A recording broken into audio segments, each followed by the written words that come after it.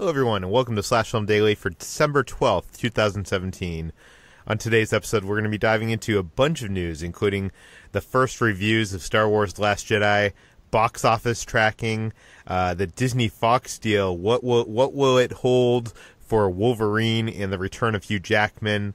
We also are going to be talking about MoviePass and how it has accounted for over 10% of the opening weekend ticket sales for some movies.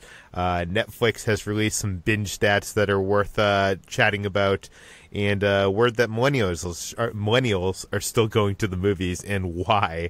And lastly, we'll talk about Lady Bird has been dethroned as the best reviewed film of all time on Rotten Tomatoes.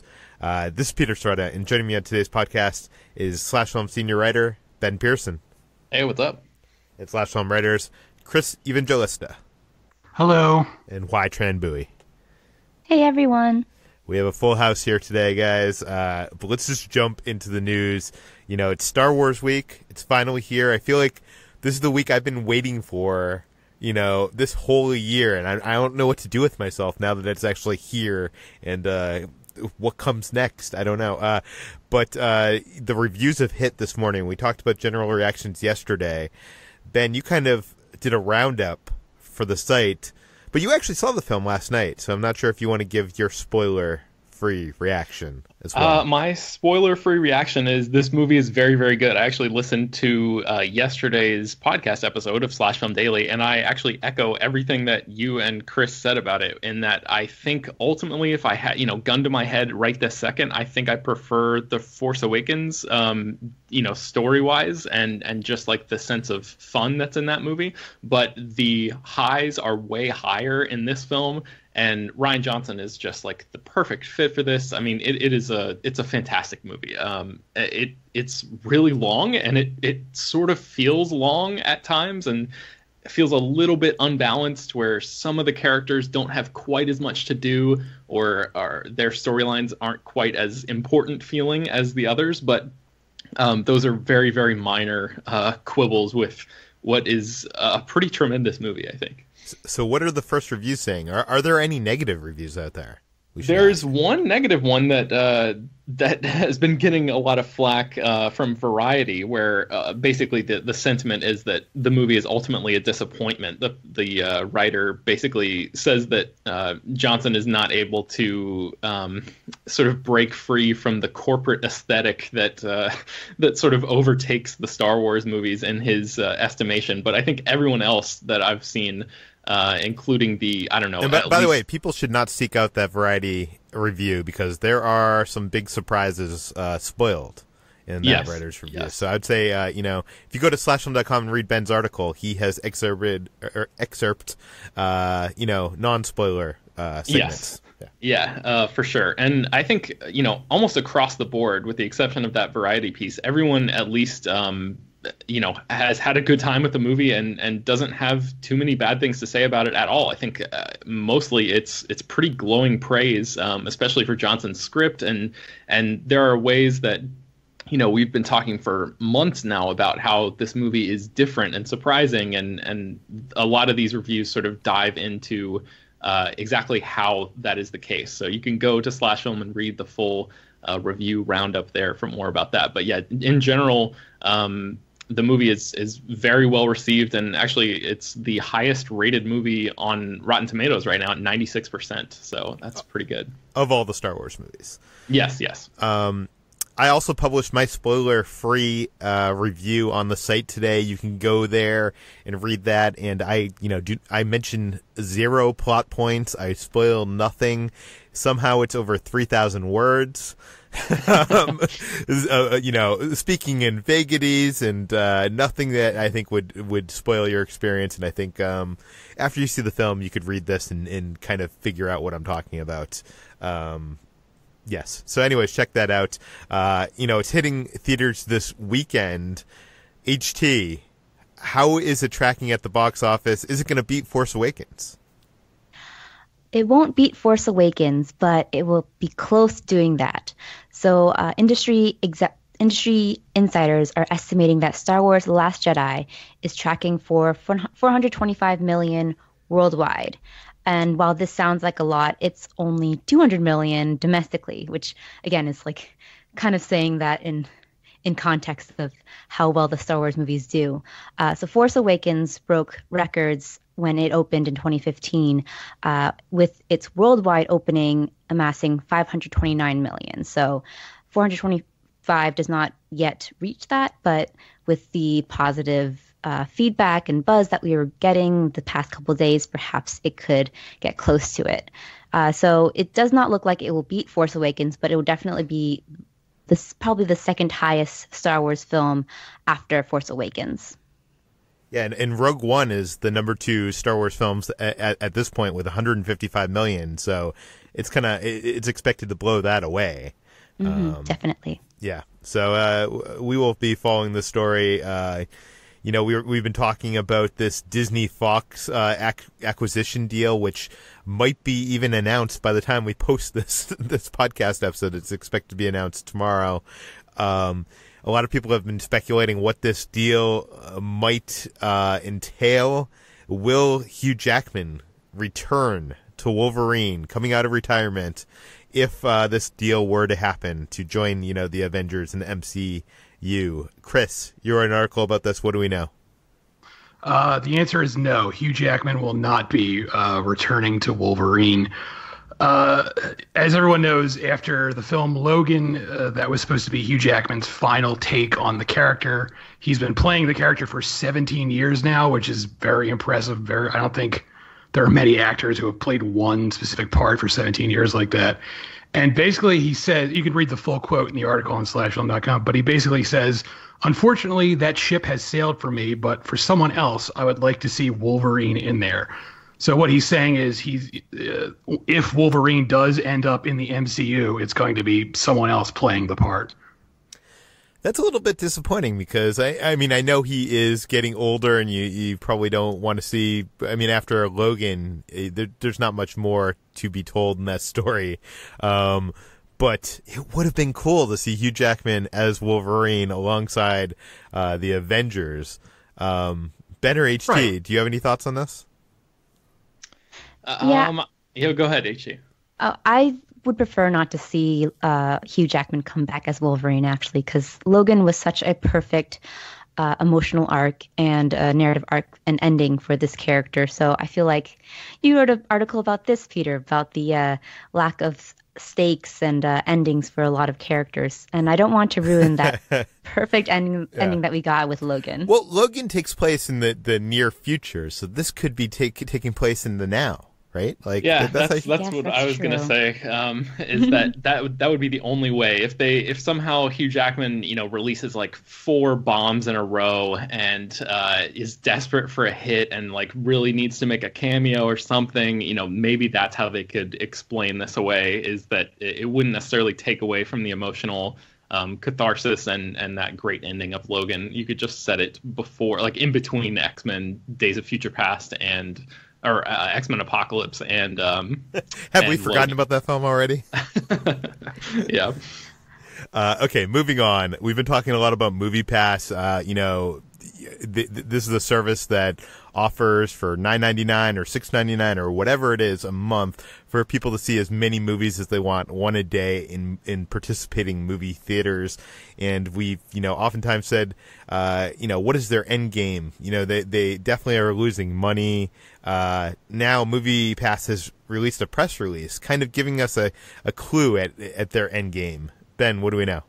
Yeah, so they just signed a deal with a so the press release says that they've signed a marketing and performance-based review agreement with an independent movie distribution company. So I guess what that means is you're going to start seeing MoviePass ads pop up if you haven't already. I reached out to the people who run MoviePass and asked them about this independent movie distribution company, if they could tell me anything about the name of that company, what they're doing, and they are playing it very coy and saying that they're not disclosing the identity of the company at this time, which I'm like, okay, fine. I'm not really sure how MoviePass teaming up with an independent distribution company fits in with that company's model, but they are, from the very beginning, they've been talking about dropping that lower price tier and sort of changing the game, which is what they've done over the past few months, and then gathering a large number of customers so they can then collect data on their viewing behaviors and then send them targeted advertisements. So I guess they're like moving into phase 2 of their plan, basically.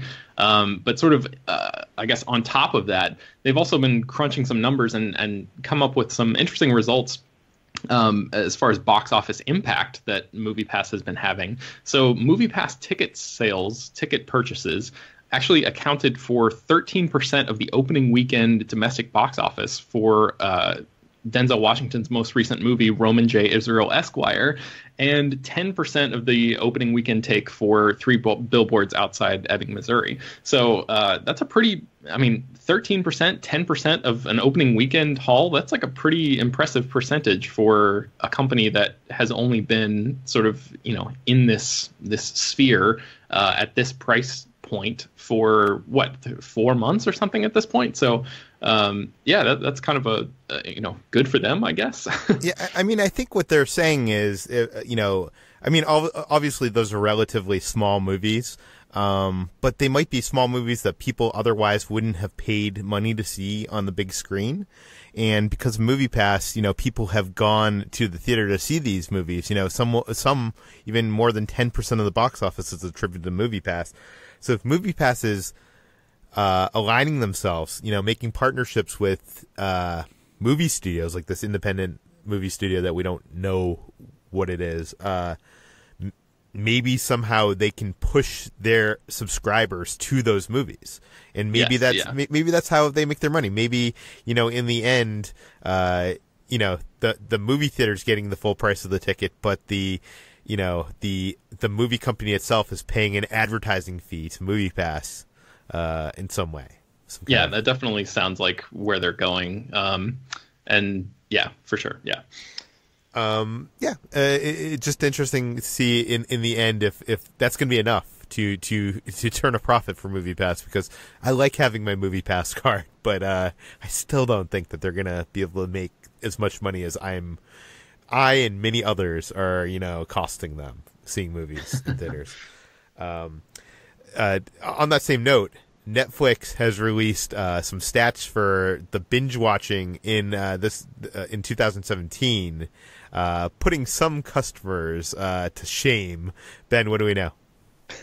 So they just released a press release. Basically, they surveyed more than 60,000 members from between November 1st, 2016 to November 1st, 2017.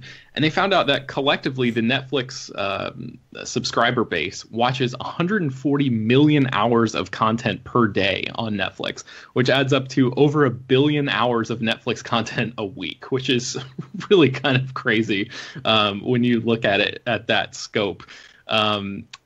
Just a little piece of trivia: Mexico outranks every other country when it comes to the number of customers who watch Netflix every single day. So that's a tiny, like a weird statistic, a weird outlier. So they're throwing all sorts of stats around. They ended up calling out a couple of users, one not by name, just anonymously, but they said that one person watched Pirates of the Caribbean: The Curse of the Black Pearl for 365 days in a row.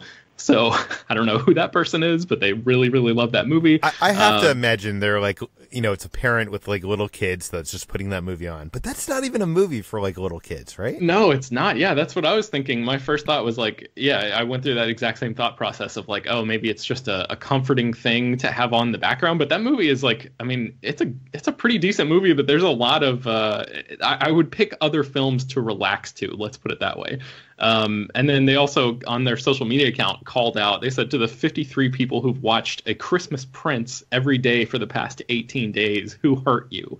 So, that's kind of like a funny thing, but I'm wondering in this article that I wrote, like, is it amusing or a little weird that they're tracking all of these habits? And, I talk in the piece about how, they've been tracking the viewer habits from the start, because that's how they figured out that they wanted to get into producing original content, because House of Cards was the result of them figuring out that people loved David Fincher and Kevin Spacey. So they decided to team them up and create an original show.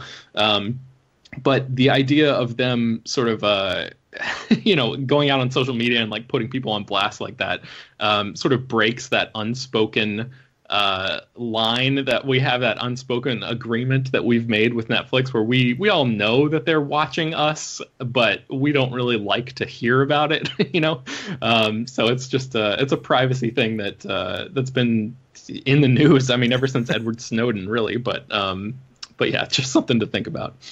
Yeah, I mean, this is a long way from them calling out people for, directly for what they their movie watching habits.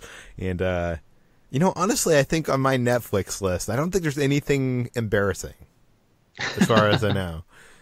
Okay, that sounds like a lie to me. First of all, A Christmas Prince is not embarrassing. Is it? I've never seen it. It's good old-fashioned cheesy fun and not a great movie, but a entertaining one. That's the important thing with Christmas movies. Well, we'll see if that's in your favorite Christmas movies of all time list, which will be next week. But moving on, millennials are still going to the movies, and apparently it is because of these reclining seats, according to a new study. Chris, tell us about it. Yeah, so it seems like every other month there's a story about some industry that millennials are killing, like Applebee's or something like that. And apparently there's one industry they're still okay with. Wait a second. Millennials are killing Applebee's? Yeah, there was a whole article about how millennials are killing chain restaurants like Applebee's because they're not going to them. We're also killing napkins too, apparently. That's right. Yeah, millennials hate napkins. It's they're just not. How do they eat their avocado toast without napkins? I don't know. They like it messy. Yeah, we wipe it on the leaves that we grow organically in our backyard. Yes. I don't know why I keep saying they, because I too am a millennial. But yes. So, Chris, why is it that reclining theater chairs are bringing millennials to theaters? I don't know. I guess they just want to kick back. But Fandango ran a study basically to just see if those darn millennials are going to the movies. And at least during the holiday season, they're very much interested in attending, films like Star Wars and the Jumanji sequel. And they also did a study on what amenities that would draw millennials to the theaters. So 65% of those polled said the reclining seats, which they have at AMC theaters, are what draw them to the theater still, and 56% say big screen formats like IMAX are another draw. So what else? Oh, they also say that only 9% say that Rotten Tomatoes attributes to what they see. So I feel like, I don't know if it was last month or a few months ago, but there was a whole story about how studios were blaming Rotten Tomatoes for poor theater attendance. But according to this study... Hold on a second here. Yes. Let's mention that Fandango is owned by the same company that owns Rotten Tomatoes, right? That's true. They do. So this seems like a conflict of interest all around. Well, first of all, the whole thing seems like a conflict of interest. Like Fandango, a company that sells movie tickets, reporting that a study proves that millennials are going to the movies, seems like a little bit a self-fulfilling prophecy. Yeah. Are you alleging a conspiracy here? Everything is fine. I don't know. It just seems strange. Last week we talked about Lady Bird and how it became the best reviewed movie of all time on Rotten Tomatoes. Speaking of Rotten Tomatoes, and apparently that is no longer the case. HT, what happened? It's because of one darn contrarian film critic who published his film review on December 10th and brought the perfect 100% score of Lady Bird down to 99%. So the reason that Lady Bird had won this coveted title of being the best reviewed movie on Rotten Tomatoes was because it was the movie with 100% rating with the most reviews. So it had 169 reviews. And there's only a select few of movies that actually have over 100 reviews and have 100%. And that includes movies like Toy Story 2, Man on Wire. And now Toy Story 2 has taken back taking back its crown as the best reviewed movie on Rotten Tomatoes, and Lady Bird has fallen victim to a film critic named Cole Smithy. Yeah, and there's some controversy behind this. Like, what is going on with this rating? Yes, so Smithy actually didn't give that negative of a review. He gave the film a B-, which you would think is not a rotten score by any means. But apparently, that's what Rotten Tomatoes judged it to be. Though we did later learn that from Fandango's Eric Davis, that the writers are the ones who choose whether it's a rotten or a fresh review. So Smithy reportedly chose to put his B- for Lady Bird as a rotten review, even though all of his past reviews that have had a B- he has marked as fresh. So this probably means that he's either trolling or kind of a little bitter kind of that Lady Bird. He kind of has an experience of not agreeing with the public conscious in movies, right? Yes, he's a bit of a contrarian, not to the level that Armin White is, but apparently he's an aspiring contrarian. So he's given films like Dunkirk and Wonder Woman very rotten reviews, and has, I think, has relished in the fact that people give attention to him and his reviews that take down very popular films. So basically, we have fell for it. We were giving him more attention. Well, I guess the question is, and I'll leave this to all three of you. Is it wrong that, like, Twitter and I guess even sites like ours are kind of calling out this guy for his opinion on a movie? Is it wrong? I know Chris has some thoughts about this, right? It's a slippery slope. On one level, it's clear this guy is trolling. But on another level, I feel like it sets a bad precedent to sort of gang up on someone just because they don't like a movie that everyone else likes. It's Rotten Tomatoes shouldn't matter as much as people are making this out to be. Like, just because one guy says that Lady Bird isn't good, it doesn't make the movie any less good. Like, if you liked Lady Bird last week, you're still allowed to like it today just because it's not at 100% anymore. But at the same time, I do agree that it's clear that this guy is just sort of being a jerk for the sake of being a jerk. I feel like, if we're going to put so much, as a society, if we're going to put in as a, as film Twitter and all that, or we're going to put so much weight into Rotten Tomatoes, I feel like Rotten Tomatoes should be the ones ranking if something is fresh or rotten. I feel like putting it in control of the person, shouldn't it just align? Shouldn't it a B- movie is fresh? Do you know what I mean? Shouldn't it just be based on the rating? Yeah, it seems like there should be something in place for that. But I don't know, Chris, are you a Rotten Tomatoes approved critic? I think you are, right? Yes, I am. So how does that process work on the individual level? Do you physically have to submit whether you think something is fresh or rotten for every movie that you submit, or is it only on ones that are sort of contentious? No, it's everything. You actually can't officially submit it unless you choose rotten or fresh. There's a drop down, and you can either pick rotten or fresh for your review. And if you don't pick either, it won't let you submit the review. And then there's also a little box where you can enter a grade, like 9 out of 10 or B-. Mm-hmm. Huh. So yeah, this was very obviously a deliberate choice that this dude made to sort of rile things up. But yeah, I'm sort of with you, Chris, in that even when Armin White was doing this I think he did it with Toy Story 3. He might have done it with one of the Dark Knight movies back in the day.